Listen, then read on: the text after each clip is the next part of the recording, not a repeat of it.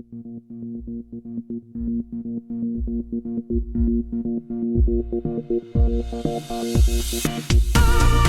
everybody, welcome to TCP Talks with Jonathan Baker and Justin Brodley from the CloudPod. In this series, we're bringing you interviews with the best and brightest leaders and heroes from the tech and cloud industry.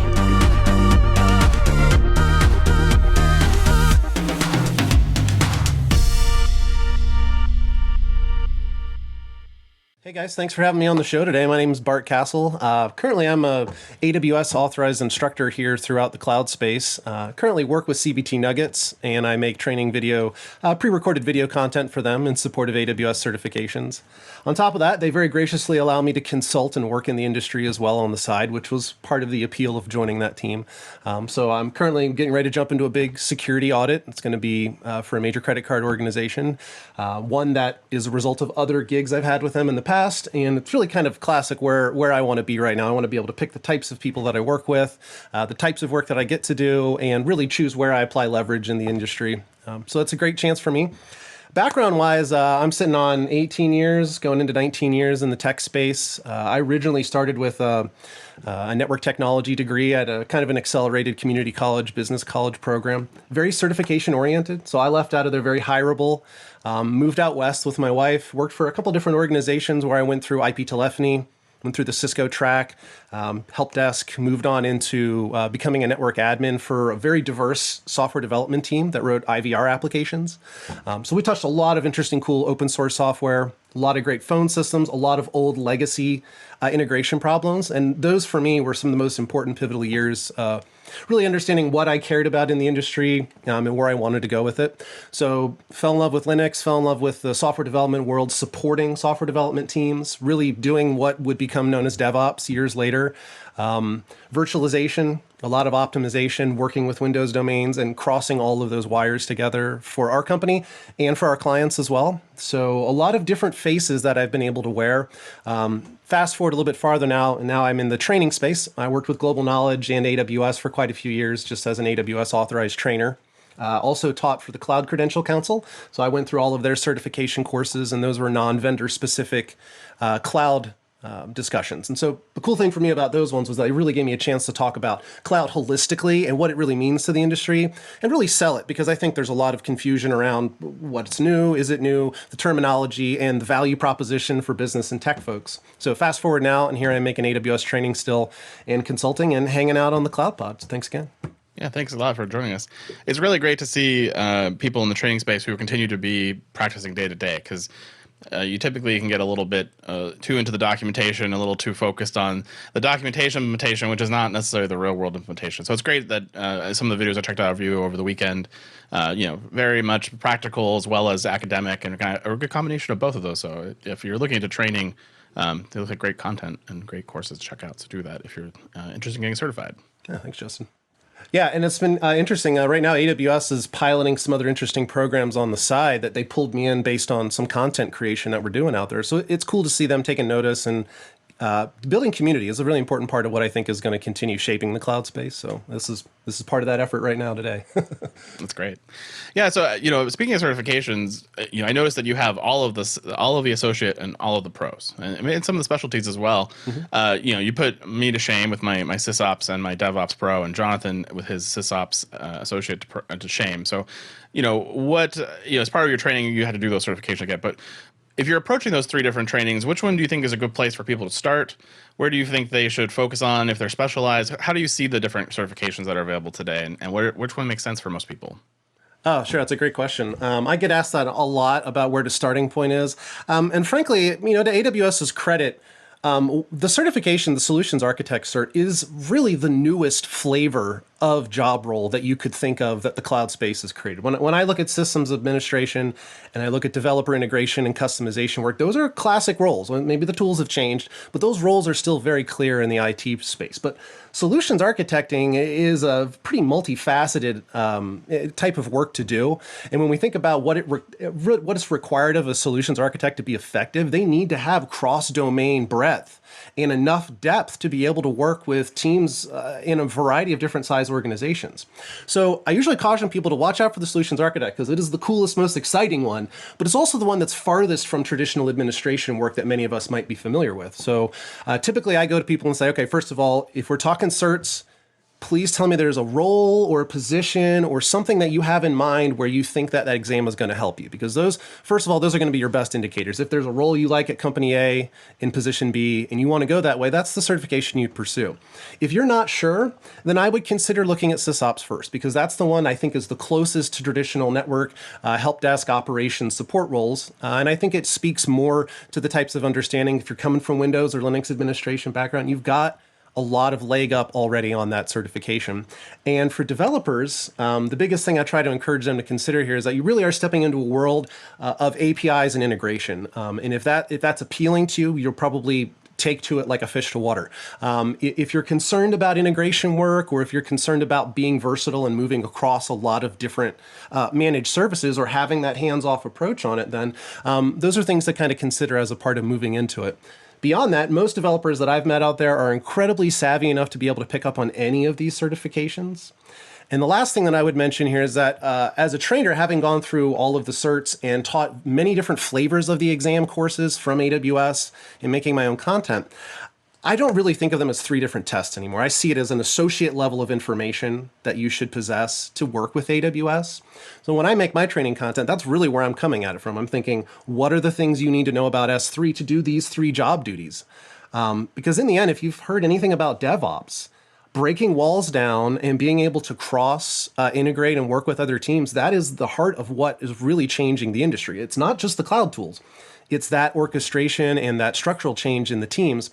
So thinking back to the DevOps principle there, the more that you can understand about those three different arenas and get the value proposition for technical and business teams, the better off you're going to be. And that's really where I try to drive the messaging home these days, especially if you're an architect, because you're going to sit there across from stakeholders with very diverse backgrounds and interests, and you're going to need to stitch together a solution and sell them on it. And those are soft skills paired with technical skills that I think make it a really unique and challenging part of the AWS certification and role space. I think being a solutions architect is what I do most of the time. It's what I enjoy. Yeah. My question really is, how much are you being taught to be a solutions architect versus being certified as being a solutions architect? Because I think to be an architect, you need to have the experience. Yeah, and to that point, I would say there's really two things. One of them is that AWS has helped us tremendously with setting up the best practices and white papers models that are out there. I mean, there is just a library full of things people did wrong and things people did right. So if you're willing to dig into that, you can bring yourself up to speed on one half of it. But the other half, I think, is more of an innate ability, the ability to talk to people, to understand what their requirements are and interpret those into actual technical specifications is a unique thing. And if you're not comfortable with the patterns that information technology has presented to us over the years, I think that you're going to be at a disadvantage to start out. And I think that's the part that is harder to train or learn on here, is really getting that patternistic part. I really try to get people thinking about, what are the data operation patterns that you're seeing? What are the moving parts? What are the operational limits that the teams have, people-wise and technical-wise? And if you don't have an eye for that, it is something that's harder to train. All those best practices are easy to consume and you can regurgitate stuff, but without being able to dig into some of those best practices and really apply them and think back to scenarios where this has worked this way, where you saw this pattern emerge with these problems, that part is going to be hard to train. And that's the part I think that on-the-job experience is really going to lend for you. So as a trainer, you get to see, how many people are interested in different types of classes, different areas of study. So which do you think are the biggest growing areas in cloud computing right now? So I think one of the biggest things that I keep being impressed with is this network automation world. I know so many Cisco folks and people who are really core networking engineers who are having their world shifted, as far as I'm concerned, in the biggest ways that we see people seeing shifts happening, because it's just the type of work that they did before and the type of work they're being presented with, traditional command line administration versus Python automation and all of this fantastic tooling and orchestration that goes with that. To me, that's the biggest paradigm shifts that I'm seeing. So for a lot of teams, I think those are some of the most important areas that are beginning to grow is how you're going to address networking and connectivity while working with a variety of different vendors. You really also are not going to be able to be just a single vendor solution. So a lot of what I'm seeing here is the switch from real deep specialty to real broad generalization. And that can be an overwhelming bite to take when you look at how much information there is to consume, especially within AWS, 200 different managed services that cover pretty much the breadth of everything in information technology. And I guess for me, part of the big concern too is when people talk about cloud computing, they act like it's a thing that you can go get into as a niche. And I really try to think of it more as an umbrella. I mean, you're talking every facet of IT is present within the cloud space. And for a lot of folks getting started out or moving from other industries, they don't get that impression until farther along the journey, and they really begin understanding just what we mean by breadth and depth. I guess I kind of contrast that too to software developers. Look at the different languages and the types of problems that they have to solve across a diverse tool set. It is more like that world than I think a lot of operations people are used to or experiencing. For sure. Yeah. So we know data lakes and analytics, big data are the big hot topics for all the cloud providers right now. Mm-hmm. What's a good approach for people to take? I've wanted to try and learn some more about it, but without an application, it's really hard to pick it up and do big data. So what's a good approach for people trying to get into this area of study? Sure. So one of the first things that I talk about when we get into data analytics, at this point in my career, every technical conversation that I have is always paired up with a business value conversation. I think that's a really important angle to continue maintaining here, because I know I didn't get that early on. None of my technical training taught me to listen to the business. But when it comes down to selling people on technology, data analytics is one of the easiest sells, because you were talking about saying, hey, company A, you have this massive pool of information that you recognize you have. And you also recognize the lack of value that you're getting from it. It's not just some storage investment that you have back here. So let's figure out actionable ways to turn that into something that's going to help you be more efficient, improve what you do already, and also help you discover new opportunities for your teams as well. So when I think about folks wanting to get into data analytics, one of the first things to really look for are beginning to get into data structures. I think that's one of the first places to go is understand where the data comes from, the nature of the applications that generate it, and begin drawing context around it. And I know that that's tricky starting out in the space. So it might be good to start with just understanding application data use patterns, like why we write things to file systems, why we write them to structured data stores, why we choose this structured data store over another. And if you can start drawing some of those lines together, I think you'll become that much more useful as a data analyst, but also it'll help you understand which parts of data analytics you might be interested in. Because there's many phases to it, especially when you get into large enterprises. There's the preparation of the information. There is the actual reporting and analytics side of it. And there's also this massive data science world that's very, very rich right now, especially with machine learning and artificial intelligence. So if I were getting into data analytics, I would try to focus on one of those three arenas. Do I want to understand the application relationship to data? Because there's an important role to play there.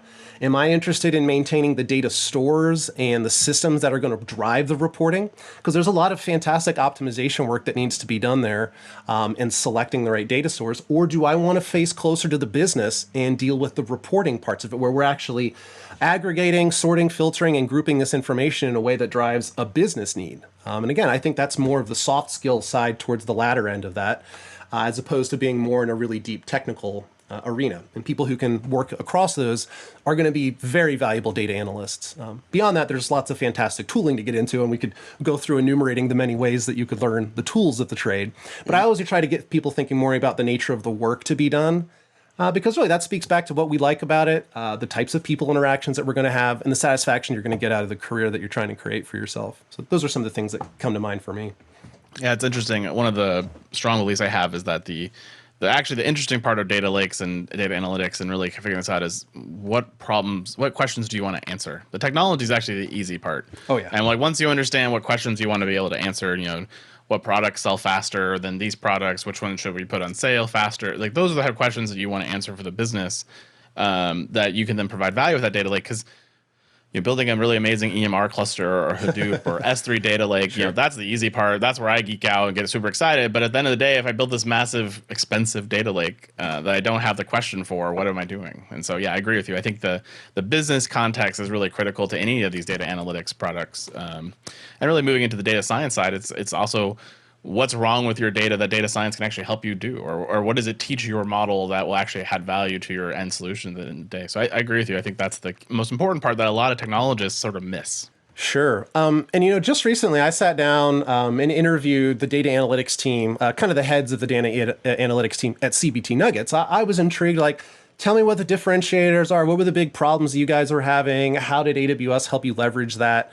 And for them, one of the interesting things was that we had a lot of legacy baggage as a part of some of the platform that we were trying to develop and the way that we wanted to move. And so there's really two ways to approach data analytics. I tend to preach, okay, if you're writing a new app, it would do you well to consider how that data is going to be consumed later on, because the earlier that you can get it in the forms that you need it to help prepare this, the less ETL we do, the less transformation we do. But that's also a very selfish view as an analytics person. The reality is that our developer teams are very swamped with trying to maintain what they're building and a ton of other little intricacies about integration problems they already have, that the idea that they would now also supplicate a need for analytics as well went right out the window. So one of the first wins that we discovered at CBT Nuggets was that we could allow our teams to simply adopt the approach of saying, if you guys can get it to S3 for us, we can take it from there. Once you have it in some sort of format and we know what it looks like, that's fine. Just keep writing it out there. And at this point, we're disconnecting the analytics discovery and transformation process from the generation of the data. Now, that's not a perfect scenario. I would rather get it right from the beginning, and you can do that in your next redesigns if that's really valuable for the team. But what it meant is that now our analytics teams are able to go discover the information, work with it, refresh it, and manage it asynchronously from the developer teams who are creating all of those events and all of those juicy bits of info that we're working with. So this was a really big win for us. It allowed us to decouple the two teams from having a real tight dependency on one another. We're not waiting for another dev release cycle to update this report base that we're looking off of. Instead, we're able to load that into Redshift, manipulate the tables the way that we need to, hit the performance targets that we're looking for, and allow our analysts to focus on the business need that we were trying to answer there, to go back to Justin's point. The why. Why are we saving this? What's the point of keeping it around? And where is the value being generated from it? And so for us, a lot of it's like understanding why learners don't watch a video, or why they might stop at a certain point, or why they might abandon this course and move to another course. And one of the last things that they brought up too was the idea that because we have so much power available with AWS, the democratic availability of compute resources, we're able to throw a massive amount of compute power at something that used to be dependent on somebody's laptop sitting there over the weekend to model something. And anybody who's done that, that there's people right now that are running models on somebody's computer. And when we look at the timelines that creates, it has a magnifying effect. So first, you're talking about delay and understanding how a model can help you, because you don't know how far to push it or even which parts of the model are going to be most effective for you. You're still discovering it. And those outcomes are going to drive the pieces that go back to saying, okay, business teams, this is where we think we should be investing. And that is a really tricky balance. And it is, for some organizations, a timeline that means competitive edge in the industry. For us, it has to do with improving learner satisfaction and retention, ensuring that different types of users, like individual learners or corporate accounts, get different levels of focus from our team. And so for me as a tools guy, it's all about applying leverage. You can go beat that hammer against things all day long. But if you apply leverage in the right places, now you're really making a change. And so machine learning and artificial intelligence seems to offer us a great chance to identify where the leverage should be applied, and then furthermore, figure out how to apply that leverage. And so for our teams, those are things that are happening right now. And the analytics guys are tripping over themselves. They're so excited about it. So it's infectious when you see it working and you see that loop come back and the business really respond to it. And I think that's part of what's exciting for me about being a solutions architect, is connecting those dots and seeing the win happen, and seeing the value lifted. So assuming that someone who's listening to this podcast, knows the whys, they know the business side of it, and now they are trying to look at this breadth of tools that Amazon offers to them between SageMaker, Data Lake, former, EMR capabilities. Yeah. Where do you think they should, potentially check out courses on CBT Nuggets, or kind of get started in that design to actually come up with that architecture? Because I know the why, I have the data set, but now I need to ingest it. I need to do that first transform. Which way do you think is simplest for people? Well, AWS has done, of course, a great job of creating many inroads into these solutions. The simple notion of what a data lake is at its purest form is really just a pile of information. but there's only 1 or 2 degrees until you get into swampland. And so I think for me, the first thing to begin understanding is what it means to have contextualized, what they would call metadata around these services, because that's the part that really creates the value in storing the data. And so if I were to get into it, I would begin looking at solutions that leverage, sure, Redshift is the product that you want to learn, but again, it goes back to the holistic question of what is the context of the data and how does it help answer these questions? And unfortunately, there aren't a lot of courses that really just cover that part of this. Even if you took the data warehousing classes from AWS or took the database classes from AWS, they're teaching you the tooling part of it. So you really need to find some business use case scenarios in which you can begin understanding how data analytics helps organizations answer these questions. Because without that, the tools are really not that helpful. You have to have that direction as a part of it. And I admit there aren't that many resources out there. I would start with white papers. I would start with some of the case studies and some of the blog and solutions pieces from AWS.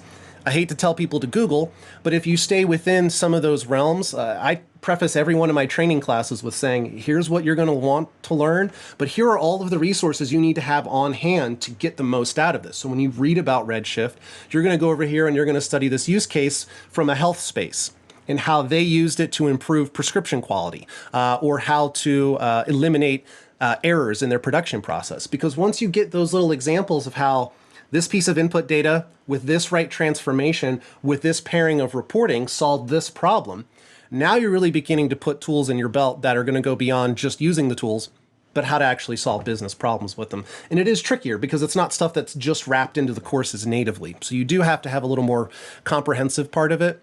The last thing I would say is get into the community. Anywhere in the IT space, you need to be sitting with peers who are talking about these issues and how the tools help them solve it.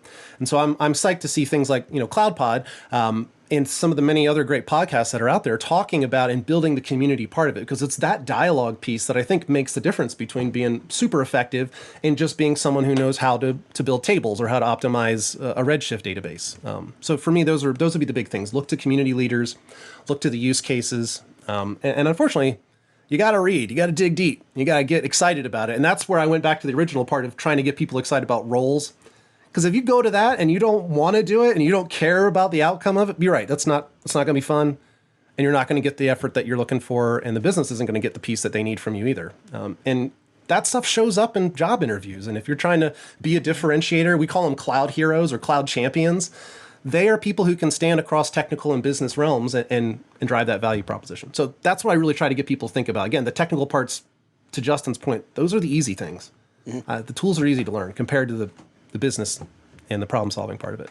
I think a lot of it's about finding the right people to train with the new skills. I mean, I think you go back 20 years, beginning of big data was all around bioinformatics. And so now we've got people in the biology field or genetics going off to do statistics or probability and learning big data. I think that would really kick the whole thing off. I think that the people who have found most useful, in my career at least, have been people who have really stepped across two completely different boundaries to join two completely different types of technology. Giving the big data skills to the people who already have business, or teaching business to the people who have the math skills is where we need to be. I don't think you can just go into any of these things without the context that you need to make it useful. Oh, no, I think that's a great angle.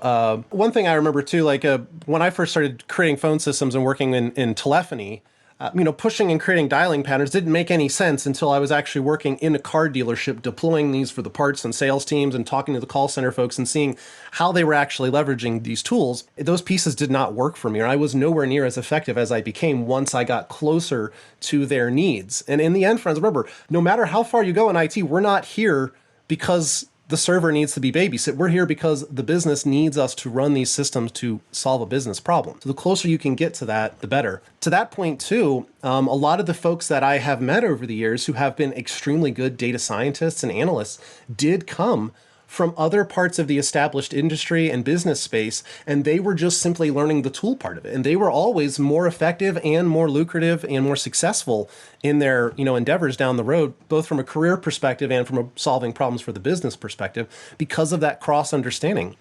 And the final thing on that is team diversity here. When we think about what it takes to build strong information technology teams, they need to have diverse backgrounds, especially when you get into these large consulting spaces. You think about the work of Accenture or Deloitte or Raytheon. These are massive companies with tons of different industries that they touch on. And for me, that's another thing that's exciting about cloud is that data analytics can take you on a journey across industries if you want it to. And I think that's an exciting thing for someone who's thirsty for technology and thirsty for continuing to grow in that space as well. I agree. I didn't get into technology because I love blinking lights. I loved it because I could see the value that technology had to the world and to what it could do to improve society in a big way. And so, I'm always looking for that business context or that way that this technology can be applied to help humanity in many ways. So I agree with you. I think some people get distracted by that technology side and lose the bigger picture, which is important to keep in mind all the time. Let's change gears just maybe a little bit. So as we were kind of setting up this interview, you mentioned that you might want to talk about nested CloudFormation, which I think was a record-scratching sound in Jonathan's house, as that someone said they really liked nested CloudFormation. So first of all, let's talk about how do you feel about CloudFormation as a technology? Then let's kind of talk about the nested CloudFormations, which is a bit polarizing even out there in the Twitter sphere or with our co-host here, Jonathan's. Oh, sure. I'm super curious to hear Jonathan's take on it too. The thing for me is when I first started using AWS, at the time we were writing and hand rolling scripts that would administer parts of our Windows domain, parts of our VMware infrastructure, parts of our networking infrastructure. And me and my buddies were literally sitting there like doing the exact things that CloudFormation did for us.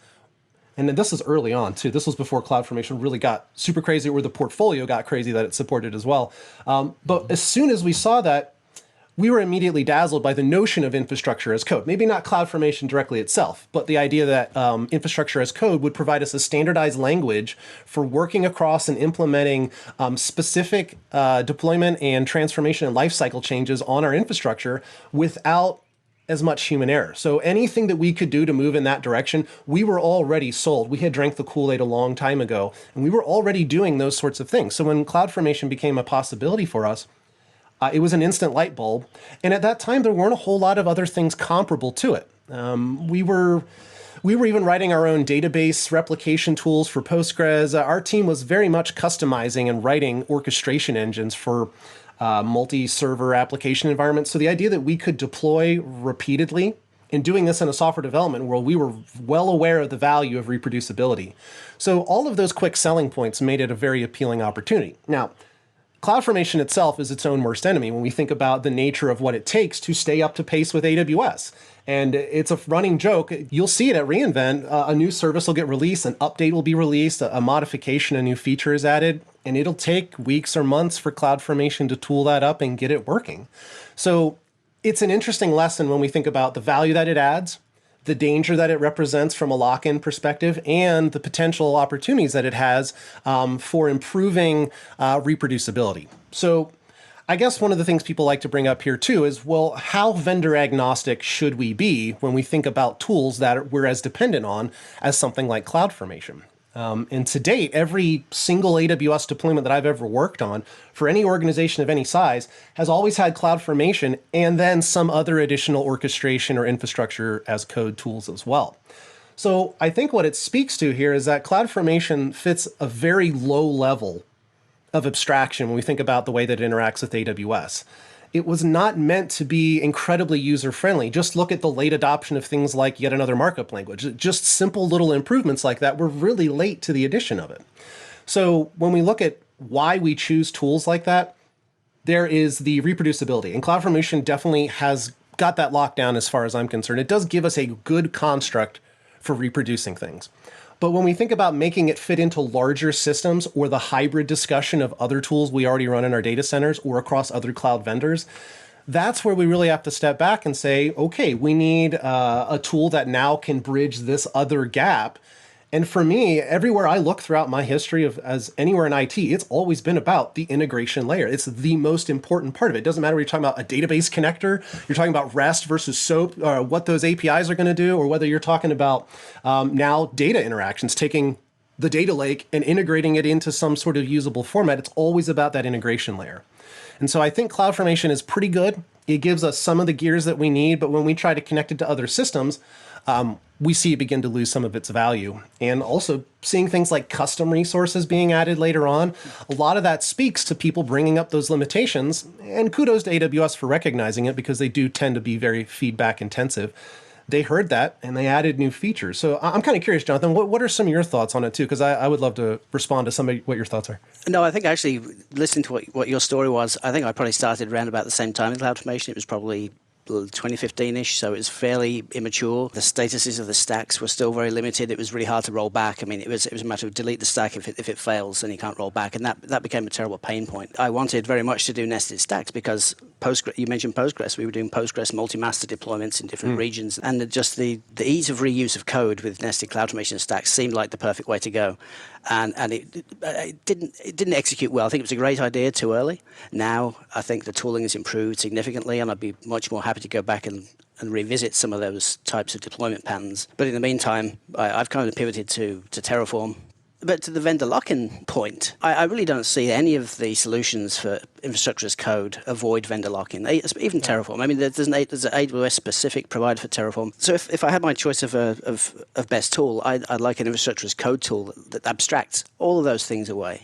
And if I want to run a compute instance in GCP or in AWS, it's the same language for everything. And I also realize that that's very difficult to do because of differences in the types of deployments you can do, the different features that are available, the different services that are available. But I think recognizing that tool will never exist makes you acknowledge that there's always vendor lock-in. I've constantly come back to that. I'm like, you guys are, every single thing that we do has some dependency on some other piece there. And it really is how you manage that dependency that can make or break a lot of the big success stories when we talked about transformation. I think that's really where it becomes most painful.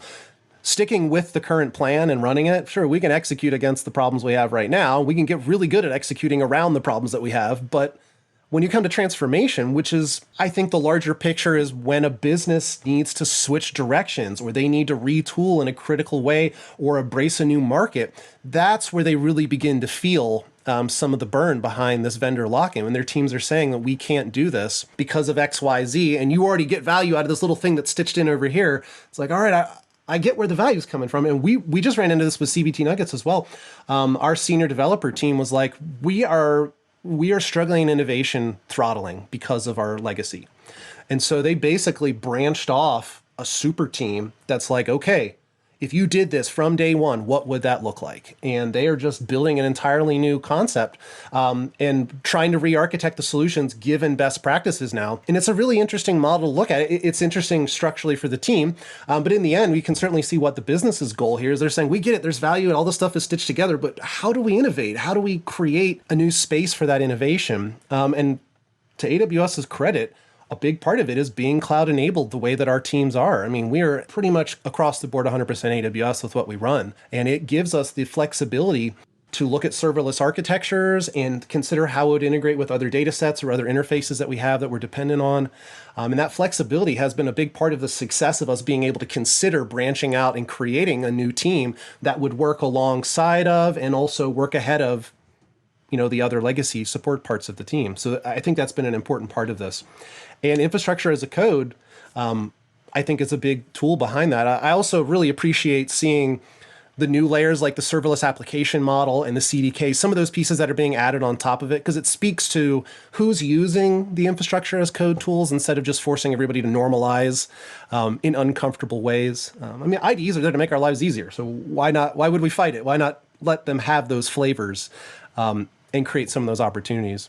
Well, I mean, the CDK brings so many powerful capabilities from a programming perspective, being able to do loops and lookups and all kinds of things off of other data sources to now drive my infrastructure. That was the stuff that we've been looking for in CloudFormation that you were doing as input variables forever. That was really clunky. And so, seeing CDK come out and really start fixing some of those problems that are really programming problems and how I want to program it to be less ab init. So I'm glad to see that transition. There are some growing pains in CDK as well, especially around some of the CRUD operations that you see there. But overall, that's the right direction. And I think you're right. I think moving to where the developers are, either in the IDE, in the language they understand, versus telling them, okay, you need to go learn another YAML format or another JSON format, is really valuable. And that's why CloudFormation, I think, has gotten such a good adoption in the market as well. We have adopted Terraform for the ability to unify private cloud and public cloud, and saying, hey, I can run my VMware infrastructure in Terraform, I can run my Amazon infrastructure.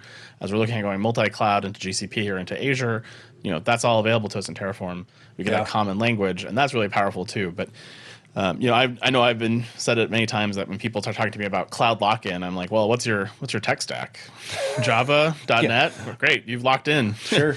So Absolutely. take advantage of the innovation that you're getting with the cloud that you're on, and that advantage versus trying to be cloud agnostic and really not get that value. Sure. So I mean, that's one of the questions we ask all of our guests is, how do you see multi-cloud? What is multi-cloud to you? What do you think the advantages are, and why should companies be looking at it or shying away from it, in your opinion? So I think there's really maybe 2 or 3 big reasons to support the notion of multi-cloud. I mean, first of all, when you look at the history of using technology services, there is no portfolio that was ever single vendor ever. And anywhere that I've ever worked in any of the technical spaces, they've always leveraged at least a handful of different solutions to work together.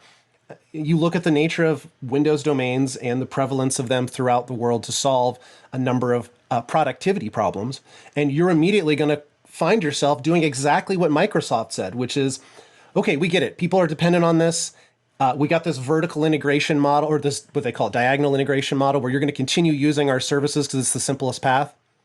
But they're also recognizing that there is a ton of value and power for their teams if they can support open source technologies as augmentative layers. And I think one of the biggest things that people learn as you go through technology is that a lot of it isn't always about replacing. A lot of it is about the augmentation that you can make today to improve the value that you're driving without completely reinventing everything. We look for those opportunities as much as possible. As a solutions architect, it's what I try to encourage people to do. I do not say, move everything to the cloud, migrate all the things. I say, no, where is the part that you suffer the most from, the parts that have the worst administrative burdens? And I think when we look at multi-cloud, it's the same questions there. You're asking yourself, what is the nature of the workload? What is the nature of the business? There are real big considerations around the actual physical location of vendor solutions that still play a big role here as well. We can never forget that you can run down that hallway as fast as you want, but if it's 2,000 miles long, it's going to take you a long time to get down there and back. It doesn't matter how wide it is. And you think about bandwidth and latency concerns, those are some of the immovable solutions architecting problems that we still struggle with. So from a functional perspective, and one good example of this, I remember people were talking about Zoom and some of the conversations that came up around Zoom and switching to Oracle and how that was the verbiage that was coming around. I was like, wait a minute, they are diversifying wisely. Their world is all about location and latency. So kudos to them for recognizing that, and no solutions architect who's worth their salt in the cloud space should try to talk a business out of that into some single solutions vendor or single vendor solution just because of the principle of sticking with them alone. It just speaks to a complete loss of technology with business being paired together. So I think there's innumerable reasons why the business will want to leverage these different solutions.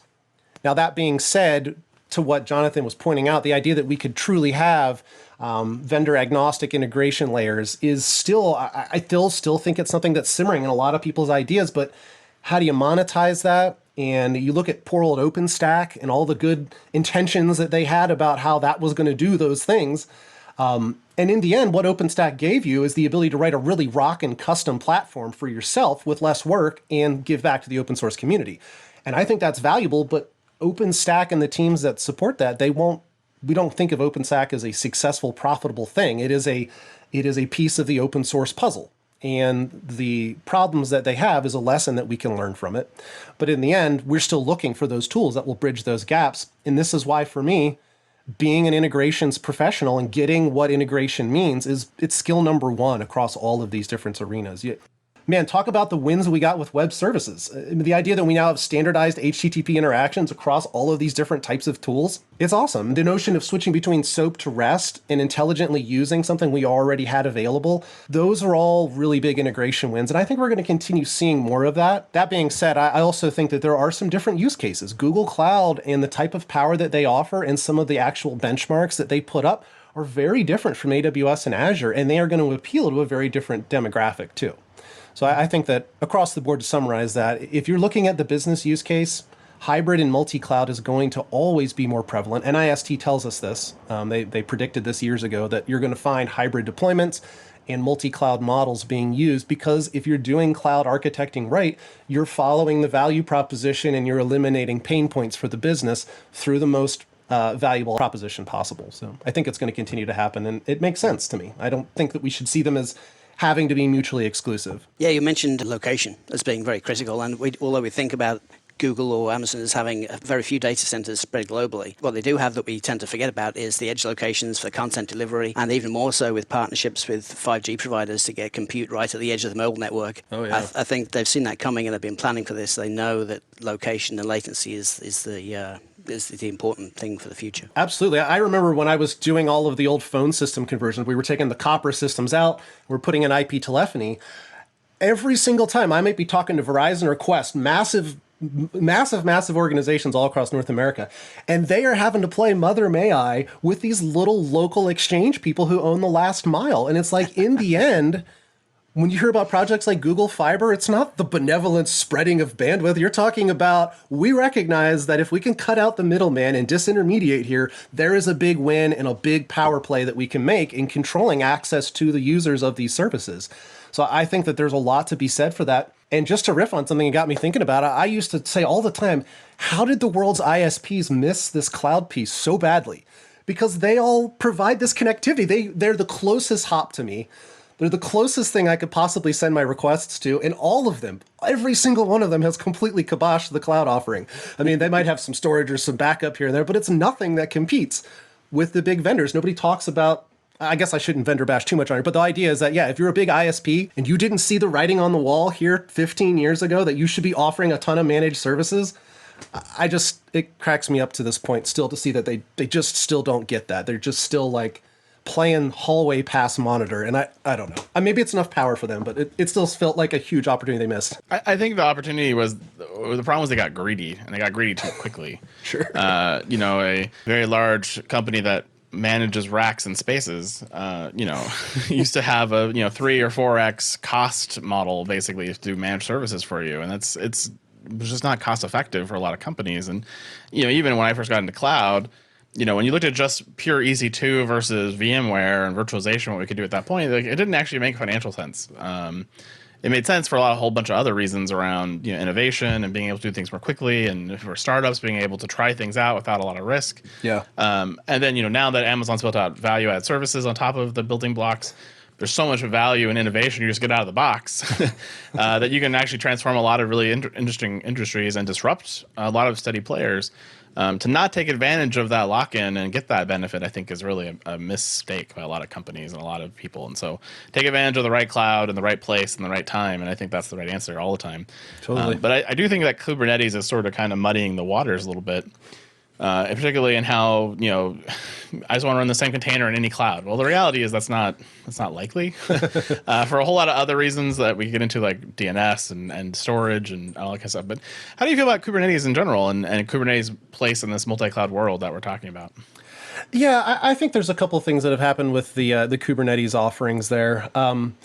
We recognize that there is a technical hurdle to using it and making it fit in already, which gives them it gives them an opportunity to train and invest in the building and learning of how to use their tools, which I feel like they missed a lot of that early on too. I still feel like people were missing. I remember being at Global Knowledge when Kubernetes was taking the scene, and there was no training around for it. You couldn't really go get it. Same thing with Docker. A lot of those solutions, you would have them, they're available, and if you wanted to read it and learn it, you could go and use those services. When I talk about AWS, there's two parts. You can buy and click and choose from the self-service catalog, but you have to pair it with an information catalog that enables self-service ability. And I think that was one of the big problems I had with containers early on, is they lack the information base to make it broadly accessible in the ways that other managed hypervisor style solutions would provide.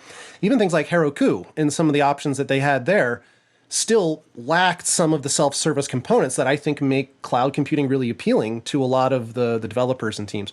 So fast forward now, we've got all sorts of interesting management layers for Kubernetes. We've got lots of training, but we still have a bit of a disconnect between how you implement it and how it solves business problems, because it is still a very technical solution, and it has a lot of gotchas when you think about how to scale it, how to take it to production level, how to maintain it through CI/CD systems.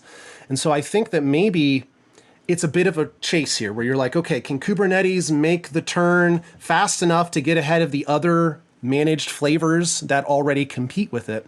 And I think that's really what they're struggling with. It's not that it's not a good product, it's that I think it's positioned awkwardly in the space with perhaps the wrong types of buy-in for why we're using it. And I think that's ultimately part of the concern that I have with it, because in the end, containers and using them to drive improvements for the business, I think that's a no-brainer. But it comes down to the reality of supporting them and running them in production. That has always been the biggest problems I run into. Anytime I talk to anybody who's used Kubernetes, it's always about the administration layers or about the orchestration of those solutions to meet specific performance or SLA goals that always end up being the burn for them. And again, to me, that's an integration problem, just like going back to what I was saying earlier on. Everyone saw containers as the future and the solution to everything. And so then by default, Kubernetes has to be that solution to all problems in the space. And I think we are heading into a world where people are realizing the complexity, the cost, the centralized governance model of it is problematic. And I think that will kind of put us into that trough of disillusionment if you're looking at a change process and how change happens in organizations. I think we're heading into that area for Kubernetes. I think it's going to be a rocky probably next year to 18 months for Kubernetes as people have these big clusters that are failing or having different challenges with scaling. Yep. And that's really going to be interesting to see how, when we come out of the other side of this, we'll actually have really good use cases for Kubernetes where it's really successful versus the areas where, maybe that's not the right idea. Maybe you shouldn't use it for this use case for these reasons. But I think that's kind of where we're at that tipping point of that. And that's why I think we're starting to see a lot of conversation changing to be about complexity and cost and management of this massive Kubernetes cluster. Yeah. Google actually just had an article we covered on the CloudPod a couple weeks ago where they just made GKE support a 15,000 node Kubernetes cluster. Like, oh my God, like I wouldn't want to do that at all. In their use case, it's a very, very machine learning use case that they just need to spin up capacity very quickly and then shut it back down. For them, it makes sense. But if you're telling me my enterprise is going to go run a 15,000 node Kubernetes cluster, I think I'm going to go find another job because that just sounds awful.